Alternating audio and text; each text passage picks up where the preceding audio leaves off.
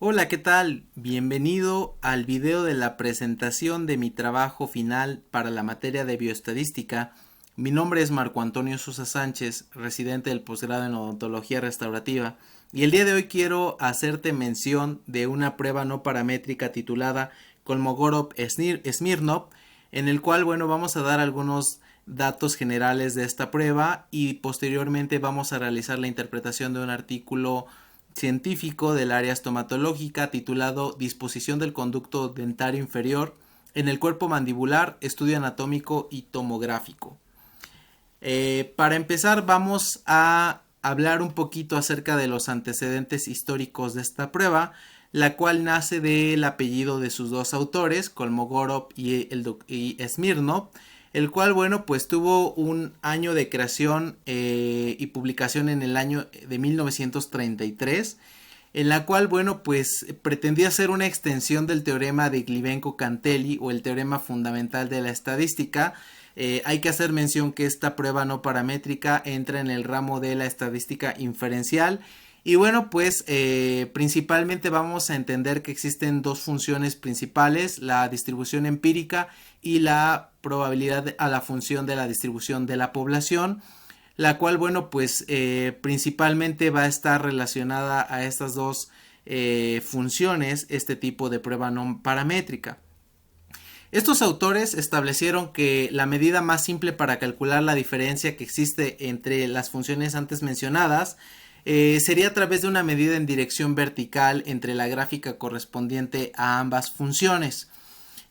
Vamos a hablar acerca de los requisitos de la técnica estadística. Los tipos de variables permisibles para esta técnica son variables de tipo cuantitativo y los tamaños de muestra para esta técnica pues siempre van a ser una muestra independiente y de cualquier tamaño. Algunos datos o características específicas sobre los datos es que pues la variable dependiente es medida en escala categórica, que es necesario obtener la secuencia ordenada de los datos de la muestra y que el estadístico es independiente de la distribución de frecuencia esperada, es decir, solo depende del tamaño de la muestra. Continuando un poquito, para desarrollar el tema hablaremos sobre los conceptos relacionados con la técnica. Las medidas involucradas pues serán valores mínimo, máximos, media, mediana, variancia, desviación típica y el rango intercuartílico. Algunos conceptos relacionados, como lo mencionamos en los antecedentes históricos, es que esta prueba no paramétrica es una extensión del teorema de Glibenko-Cantelli, el cual, pues es una distribución acumulada observada de una variable con una distribución teórica determinada, la cual, puede ser normal, uniforme, Poisson o exponencial. Y pues también vamos a hacer énfasis en que esta prueba es de tipo de prueba de bondad de ajuste, el cual, pues la distribución observada va a diferir de otra distribución y es una alternativa a la prueba de G cuadrada de bondad de ajuste en cuanto el número de datos es pequeño, ¿no? En el caso de este tipo de prueba, pues no hay como cierta limitación al tamaño de la muestra y la prueba no debe ser aplicada si hay muchos empates. Los elementos que van a corresponder a esta técnica, pues como lo hemos mencionado, es una prueba no paramétrica de hipótesis nula. Y pues hablando acerca de los elementos de esta técnica, hablaremos de la distribución de la probabilidad. Este tipo de prueba se define como la distancia vertical máxima entre las funciones de la distribución acumulada entre dos muestras o entre una función de distribución empírica y una función de fuerza de distribución acumulada. Los estadísticos de prueba o los modelos relacionados a Kolmogorov-Smirnov nos muestran que el valor P es la probabilidad de obtener un estadístico de prueba que es por lo menos tan extremo como el valor que se calcula a partir de la muestra cuando los datos son normales. Y la interpretación, pues vamos a comprender que la significancia de 0.05 indica un riesgo del 5% de rechazar incorrectamente la hipótesis nula. Si el valor P es menor que o igual al nivel de significancia, estamos hablando de 0.05, vamos a tener que rechazar la hipótesis nula y concluiremos que los datos no siguen una distribución en ciertas proporciones. El artículo del cual vamos a desarrollar esta prueba se titula Disposición del conducto dentario inferior en el cuerpo mandibular. Es un estudio anatómico y tomográfico. Los autores son Freddy Gutiérrez Ventura y Jorge A. Beltra Silva. También participa Jaime Juaman Iparra y Lilie Abanto Silva. El artículo fue publicado en el 2009 en la revista estomatológica Herediana. Bueno, pues como la introducción relacionada a este artículo, podemos mencionar que el conducto dentario inferior es una estructura importante porque, bueno, pues obviamente va a permitir el recorrido del paquete vasculonervioso dentro de la parte mandibular y va a dar pues toda esta información sensorial a los órganos dentarios.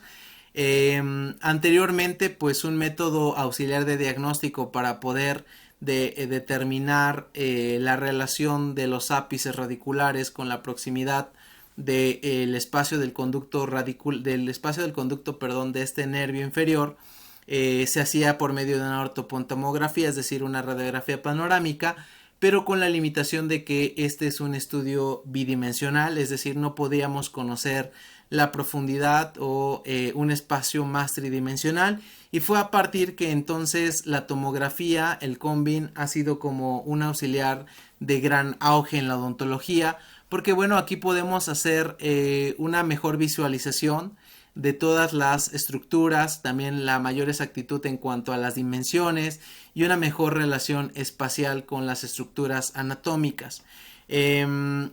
Obviamente este conducto es de gran importancia en la odontología porque bueno, pues está relacionada con muchos procedimientos dentales como principalmente la colocación de implantes, las cirugías de terceras molares, extracciones simples, biopsias, etcétera. Entonces, pues estos procedimientos tienen un riesgo latente de poder lesionar el paquete vasculonervioso, lo cual, bueno, pues conlleva a ciertas complicaciones como puede ser la parestesia, infección, hemorragias e incluso complicaciones aún mayores derivados de no tener una buena medida o relación o conocimiento en cuanto al espacio que ocupa el conducto dentario inferior dentro del cuerpo mandibular.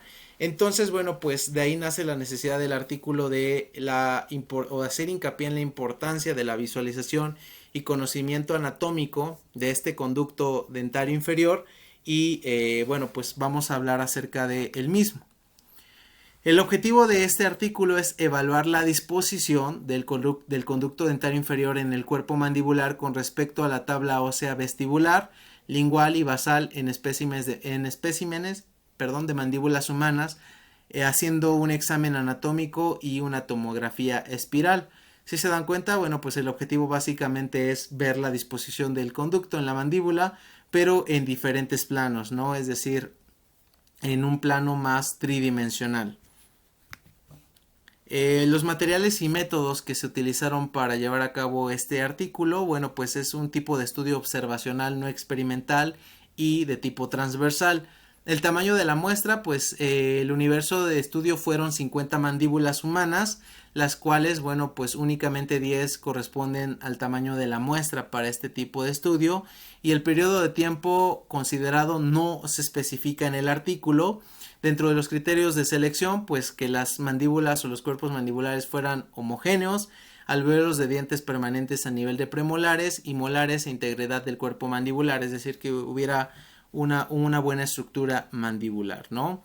Las variables de medida pues se realizaron en milímetros y principalmente pues vamos a destacar las distancias, anchos y diámetros que se pueden sacar a partir de la mandíbula, como la distancia de la cortical inferior del conducto dentario inferior al reborde basal, la misma distancia cortical interna del conducto dentario inferior a la tabla ósea lingual, la distancia de la cortical externa del conducto a la tabla vestibular, el ancho del cuerpo mandibular a nivel del conducto dentario y el diámetro del conducto dentario. Los instrumentos utilizados pues fue una tomografía espiral, una lámina fina de plomo de 1 milímetro y discos diamantados bioactivos para seleccionar. El análisis estadístico, bueno, pues es una técnica descriptiva, medias, medianas, promedios para realizar la comparativa bivariada de los datos y se utilizó una prueba de t-student. La técnica inferencial para evaluar la homogeneidad principalmente se aplicó a ANOVA, Kolmogorov-Smirnov, la prueba que estamos desarrollando, y el test de Levene. La comparación de las medidas utilizadas al análisis fue de Krulskap-Wallis y ANOVA de una vía, y la significancia estadística fue de P mayor a 0.05.